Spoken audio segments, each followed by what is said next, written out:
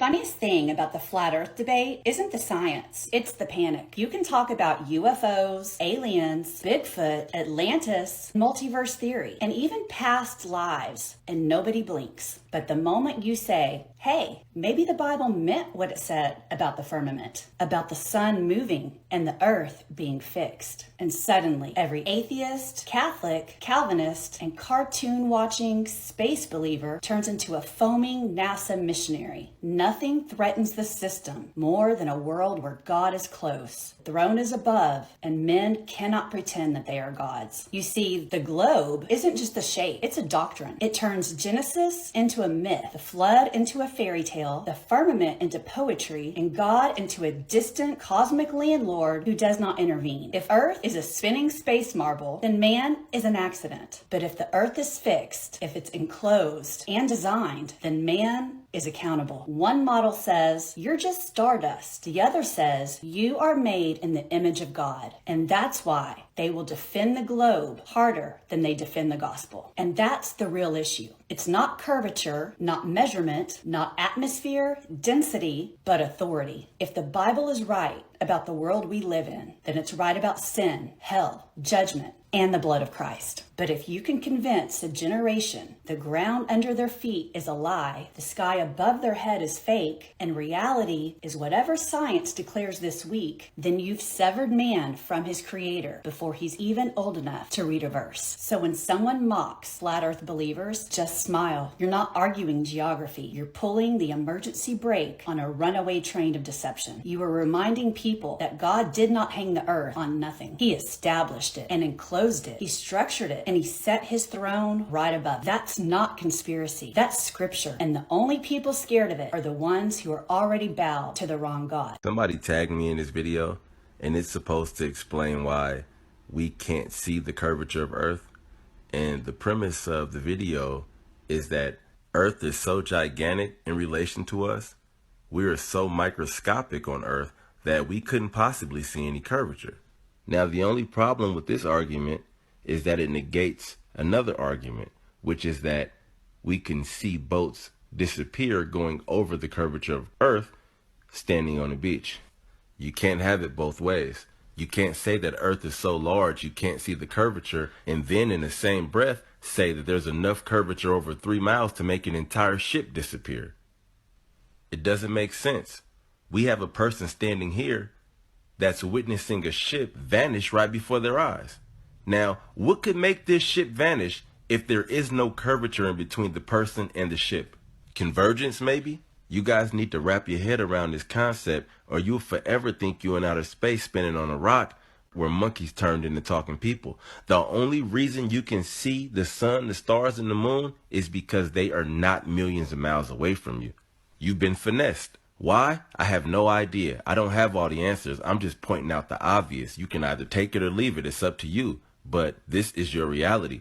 Your perception of reality will not change the facts. And to see this, you need only to be a critical thinker.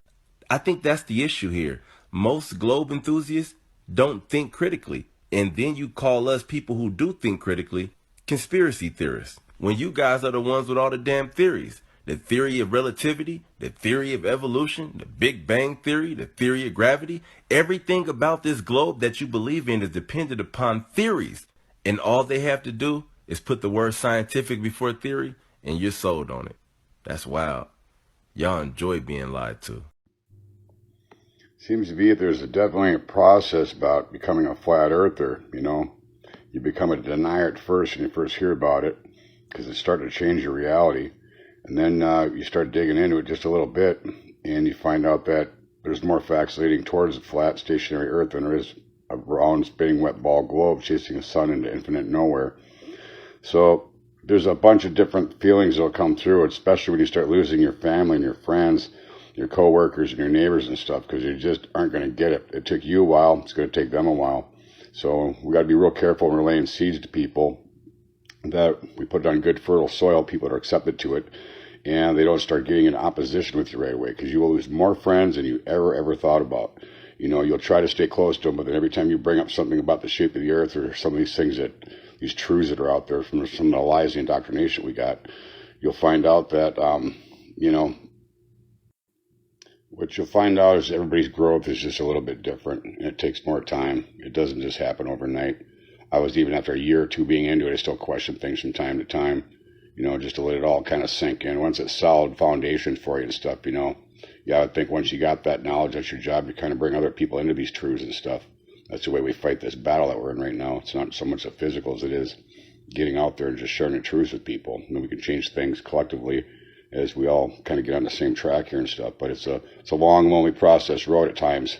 You fellowship with people that that are into the same type of thing, or at least receptive to it, which will help you with your own growth, rather than just trying to go out there and change everybody else's opinion that's either not ready for it or just can't understand it, or just sheer ignorance. So that's all I had to say. Thanks. Yo, Miko, can you show me a pressure gradient without a container? And go. Just a second. And then after that, show me your recreation of tidal nodes on your globe holding water while spinning, and then the moon tidally lock creating them tidal nodes. And go. So what was the first? The first one was showing a pressure gradient without a container. And go. I don't want to see any of the little Google screenshots that you do and point to. I want you to show you holding gases and a pressure gradient without a container. And go. Miko, you don't need to type for this. There's no typing involved. What is wrong with you? What are you doing, buddy? Miko, why are you typing? Yo, Miko, can you show me a pressure gradient without a container? New Mandela effect just dropped. By now, everyone has heard about these two astronauts that have been stuck in space for more than 6 months. But so many people are claiming that they swear they remember these astronauts getting rescued already. And this is actually blowing my mind because I myself vividly remember seeing a video probably about a month ago. This lady on a stretcher right after she was rescued.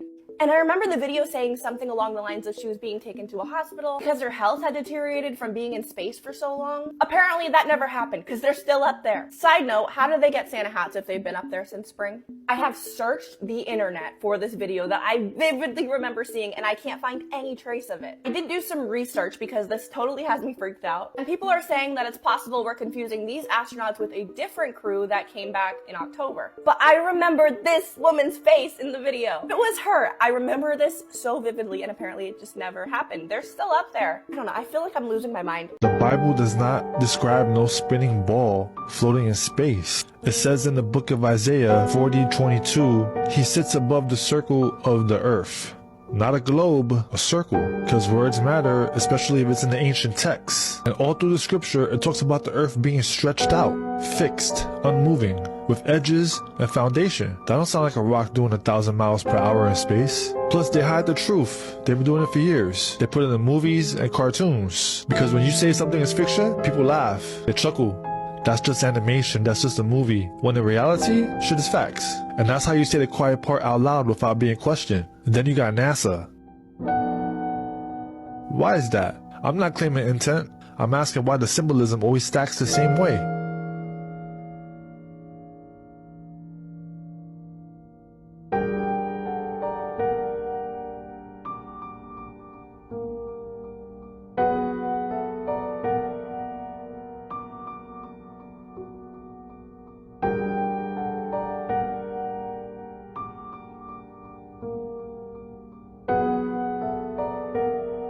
This is my infrared footage, Nikon P900 at altitude and landing in LA. Now watch as I zoom in how these mountains in the distance appear to ramp up, but you can faintly see the horizon right behind the mountains and above them as I zoom in. Watch this.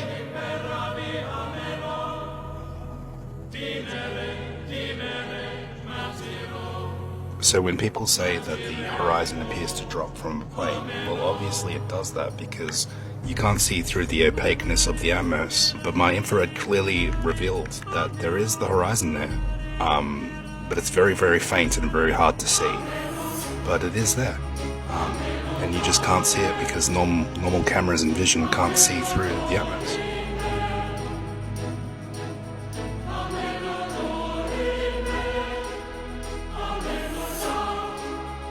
Pay attention to how this lady shuts this airplane door.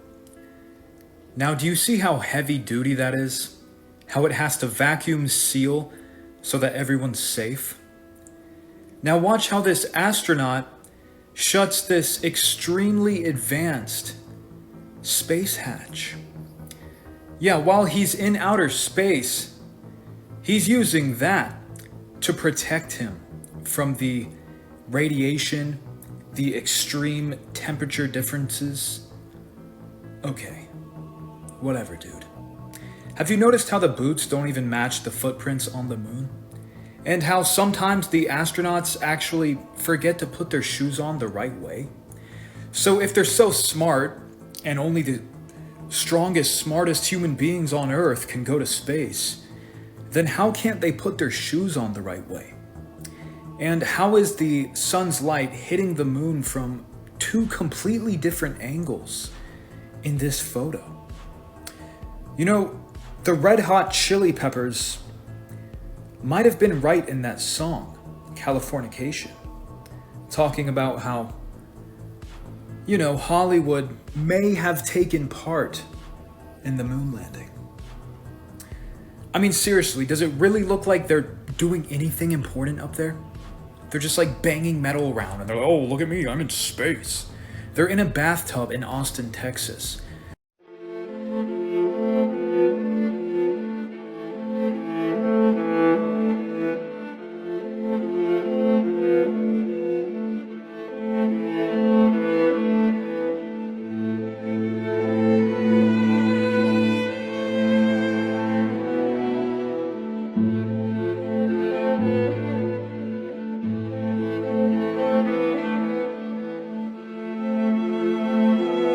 The Olympics had a lot of symbolism. So I finally got it framed.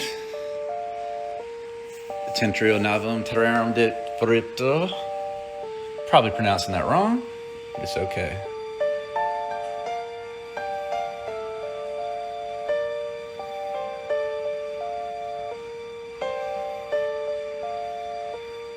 The Rupus Nigris, or the black rock at the center.